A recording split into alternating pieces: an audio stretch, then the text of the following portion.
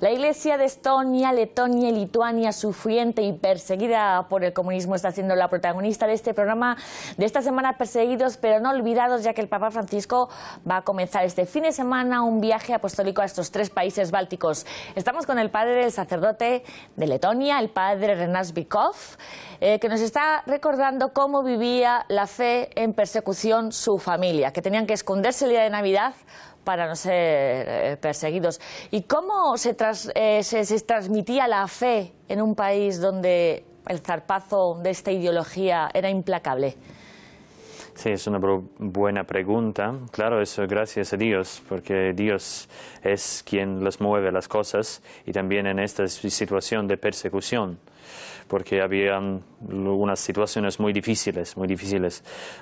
Por ejemplo, la primera parte después de guerra, Segunda Mundial, había muchos sacerdotes carcelados, muchas persecuciones de fuera. Pero otra parte, a partir de los años 60, había otros métodos más fáciles, más ligeras, pero más escondidas, porque el gobierno de los comunistas entendieron que de fuera no sirve para nada carcelar a los sacerdotes o perseguir los fieles, y ellos después empezaron un método de los agentes. Enviaron sus agentes dentro de las parroquias y además dentro del seminario, y para que los agentes retiran a los sacerdotes, y con los métodos psicológicos. Además, eso servía mucho para los sacerdotes jóvenes, claro, sin experiencia, sin una madurez psicológica, y a los cientos algunos dejaron el sacerdocio por estas provocaciones, por las provocaciones psicológicas, y además había un sacerdote quien escribió un libro contra la Iglesia. Claro que ese método había muy fuerte, golpe muy fuerte contra la Iglesia, pero gracias a Dios estamos viviendo todavía nuestra fe. Nosotros en este programa y Ayuda a la Iglesia Necesitada siempre decimos que allá donde la Iglesia sufre y está más perseguida, sin lugar a dudas se agarra a la raíz, a la verdadera razón de existir, y se purifica, ¿no? Y desde luego todos los mártires y todos los perseguidos en la Europa del Este están siendo ahora una ocasión de presencia, ¿no? En el siglo XXI, la persecución fue en el XX, en el siglo XXI, donde se abre una nueva etapa quizá para la Iglesia, ¿no? Después de la persecución, ¿cómo ha empezado a florecer el cristianismo en estos tres países, en todo el Este en concreto? Eso es. Es una época que yo no recuerdo, o recuerdo muy poco. Los años 90, cuando hemos recuperado la libertad, la independencia, mucha gente buscaba la fe, porque por estos muchos años ellos perdieron sus raíces cristianas, muchos, y perdieron muchas cosas, y en los años 90 ellos reempezaban a buscar estas raíces de la fe que tenía nuestra nación. No solo católicos, también luteranos, ortodoxos, regresaron a sus parroquias, a sus iglesias, y como el Monseñor Philippe dijo que hace 25 años visitaba el Papa Juan Pablo II, ya San Juan Pablo II visitaba. ¿Juan Pablo II, sí? Sí, también había un impulso muy fuerte en esta vida de fe de nuestra nación. También las peregrinaciones, los trabajos pastorales en los hospitales, las obras de caridad, eso reempezaron con mucha fuerza en estos años 90. Bueno, además que Juan Pablo II era un ciudadano del Este, ¿no? Entonces fue recibido como agua de mayo, como decimos aquí, ¿no? ¿Cómo será recibido, usted cree, en su país, en Letonia, este Papa porteño, el Papa argentino? Supongo que tranquilo, porque estamos acostumbrados que somos una iglesia universal. En esta iglesia pertenecemos todo el mundo, y si el Papa es de otro continente, además, eso para nosotros es mucha más alegría que un Papa argentino visita nuestros pequeños países. Claro, desde luego va a ser una ocasión pues muy, muy especial, ¿no? Claro. Vamos a hablar, padre Renats, de la experiencia de estos mártires, ¿no? Vamos a poner a continuación un vídeo del primer mártir, ¿no? Que en concreto de Lituania, que ha sido, pues, sin lugar a dudas, pues, una víctima de esta opresión del comunismo soviético en este siglo XX. pero que está siendo un ejemplo no solamente para Lituania, sino también para toda Europa del Este. El obispo Teófilos Matoulinos, que es un referente, como digo, en la iglesia de estos países. Vamos a contar su historia y lo comentamos. El obispo Teófilos Matoulinos es oficialmente el primer mártir de Lituania. Murió víctima de la opresión del comunismo soviético en el siglo XX, fue beatificado en Lituania. A la ceremonia en Vilnius asistieron unas 30.000 personas, entre ellos 500 sacerdotes y 50 obispos.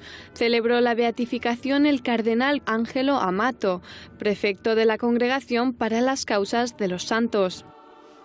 Cuando el cardenal pronunció la fórmula, varios soldados llevaron los restos del nuevo beato cerca del altar y se descubrió un lienzo con su retrato.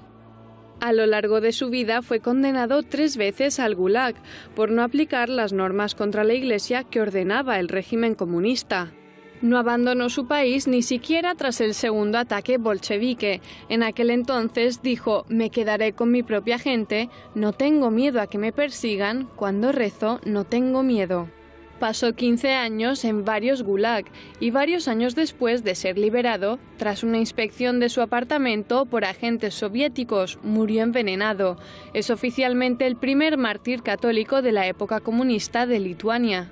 La beatificación permite que sea venerado solo en su propia diócesis, pero abre el paso para continuar el proceso que permita algún día su canonización. Es la historia de este obispo Teófilos Matoulinos, pero es la historia de tantos sacerdotes que murieron a consecuencia de esta persecución, ¿no?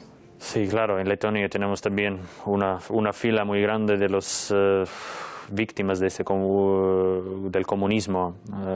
Ya en el año 1941 había muy pocos, pero mártires sacerdotes. Y uno de ellos está en procedimiento para beatificar, pero todavía está una pausa ya.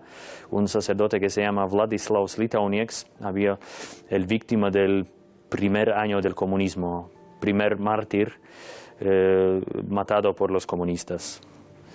Y claro, también tenemos un obispo, Boleslav Sloskans, quien murió en Bélgica como refugiador después de guerra. También él estaba carcelado en las cárceles de los comunistas, cárceles soviéticas, y también está en procedimiento todavía. Y son muchos más sacerdotes y también fieles quien confesaba su fe muy valiente en esta época en Letonia.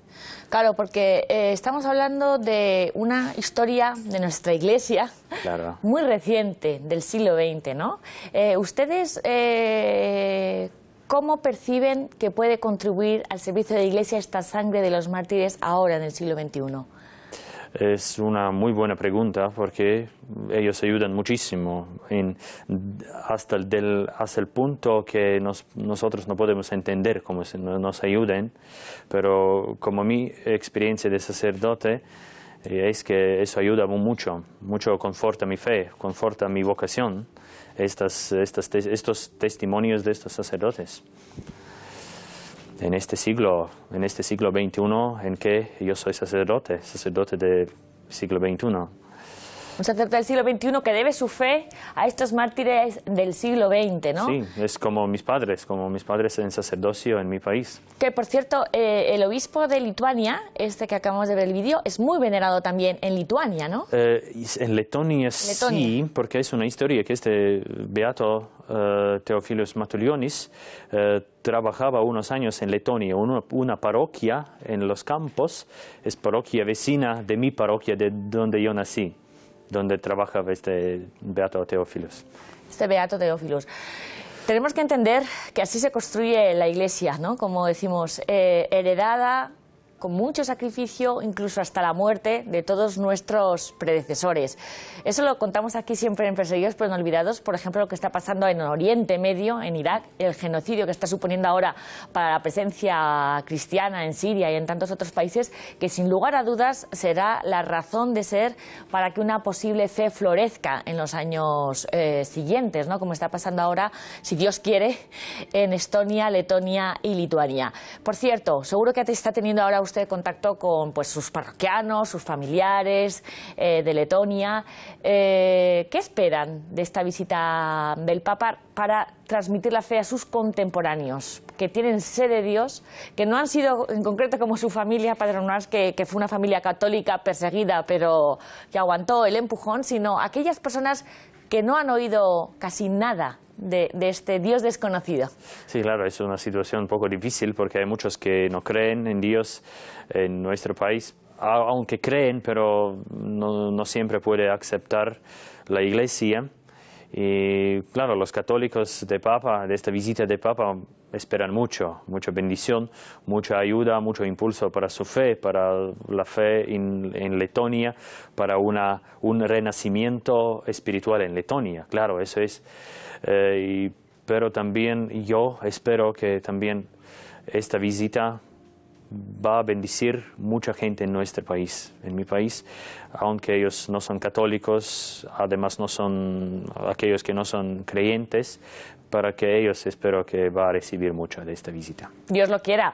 Por cierto, ayuda a la Iglesia necesitada desde el origen de la Segunda Guerra Mundial, desde después de la Segunda Guerra Mundial, quiero decir, ha estado apoyando y sosteniendo a la Iglesia en Europa del Este, ¿no? Esos 3 países, gracias pues a apoyo a los seminarios, estipendios de misa, formación, muchísima formación de laicos y consagrados. Era el grito de esta Iglesia de la Europa del Este, que necesitaba ayuda. Ahora, ¿cuáles son las necesidades? O desde aquí, desde Europa, ¿cómo podemos sostener, desde luego, a estos 6.000 cristianos de Estonia, este rebañito que va a ir a visitar el Papa, a esta iglesia letona que tiene sus retos, ¿no? en una sociedad muy plural, o a una Lituania que, aunque es mayoría católica, tiene una influencia no solamente de aquel comunismo, sino pues de este nihilismo también, ¿no? Que empieza a llegar de la otra parte de Europa, ¿no? Del este, ¿no? Del oeste, quiero decir. ¿Qué necesita esta iglesia? La Iglesia, por ejemplo, necesita su identidad, guardar su identidad, que es la Iglesia de Cristo, que Cristo es la cabeza de esta Iglesia y que sí, cada fiel, cada católico, todos los católicos pueden reconocer eso y saber muy bien. Eso ya ha ayudado mucho en estos tiempos, porque como usted ha dicho, que hay problemas de nihilismo, de liberalismo que viene de otra parte de Europa. Del oeste. Y del oeste, sí, eso es problema, claro. Pero por eso pide mucho, eso para el católico, conservar su fe, conocer sus vínculos con la Iglesia, no solo como es fe, uno solo en su casa, fe a algo y no sé a qué, pero que cree en Dios, en Trinidad, y tiene muy fuertes vínculos con su iglesia, con su parroquia, con su vida parroquial. Con su comunidad. Claro, pues con su comunidad. Pues cogemos el guantes, que siempre nos lo dicen, ya lo saben aquí en este programa, todos nuestros cristianos, ya sean de Letonia, de Lituania, de Estonia, de Irak, de Nigeria, de Pakistán, de Corea, allá donde van siempre nos dicen, ¿cómo podemos ayudar? Mantengan su fe. Pues lo vamos a hacer. Muchísimas gracias, el sacerdote Renas Virkov, de Letonia, por abrirnos un poco más la iglesia de estos 3 países, darla a conocer, porque no se puede creer nada si no se conoce. Ya la queremos un poco más a la iglesia de Letonia y Lituania y Estonia, que va a ir ahora mismo el Papa a visitarlos. Muchísimas gracias. A usted. Bueno, cambiamos de tema porque estamos en el mes de septiembre y aquí en España y en todos los países de Europa sabemos que septiembre significa la vuelta al cole, preparar el uniforme, los materiales, los libros, estamos todos como locos. Y en ayuda a la iglesia necesitada sabemos lo importante que es apoyar la educación de los más pequeños. Por eso, desde hace casi medio siglo editamos la Biblia infantil muy especial y que ha acercado la vida de Jesucristo a muchísimos niños en los países más recónditos y que para que muchos de ellos además se ha convertido en el libro más importante de su vida y en el que han aprendido a leer. Vamos a verlo. Ayuda a la Iglesia necesitada no se olvida de los más pequeños. Por eso, desde hace casi 50 años edita la Biblia del Niño, Dios habla a sus hijos. Una adaptación de la Sagrada Escritura para los más pequeños que viven en países en necesidad con la que se les proporciona sustento material y espiritual. Con esta Biblia conocí a Dios, conocí la historia de la salvación. Con esta Biblia me enamoré de Dios. Un libro que supone para muchos el primer contacto con la fe y que por lo tanto marca su vida espiritual futura, como es el caso de Rolando Montes de Oca, que ahora es sacerdote. Y con esta Biblia me fui al seminario. Tuve que buscar otras más grandes, más profundas, más explicadas, pero esta siempre será mi Biblia favorita, la Biblia con la que conocí a Jesucristo y con la que me enamoré de Dios. La Biblia del Niño Dios habla a sus hijos, edita por deseo expreso del padre Berenfried van Straten, fundador de Ayuda a la Iglesia Necesitada. Desde el año 1979 se han editado 52 millones de copias, traducido a 170 idiomas y repartido por 140 países. Precioso, la Biblia del Niño. Bueno, con este libro nos vamos, nos tenemos que despedir, pero ya saben que no tienen que esperar a la próxima semana para conocer las historias de nuestros cristianos, vidas apasionantes a pesar de ser minorías y perseguidos. Bueno, pueden seguir toda la actualidad de nuestra iglesia en la página web de ayudalaiglesianecesitada.org, en las redes sociales, en Facebook, en Twitter, en nuestro Instagram, que tenemos unas fotos preciosas. O si lo desean, pueden llamar a nuestro teléfono de Madrid al 91 725 92 12. Y como cada semana, hoy se despide de ustedes un obispo, en concreto un obispo de Nigeria, que hace un grito a la comunidad internacional para que les ayuden por la presión que están sufriendo de los pastores fulani. Con él nos despedimos hasta la semana que viene, amigos. Quiero hacer un llamamiento a la comunidad internacional para que nos ayude, para que se vea el drama que vive nuestra gente. Ayudadnos a que se preste la atención necesaria por parte del gobierno de Nigeria para que pare este genocidio. Ya sucedió en Alemania, en África, en Ruanda.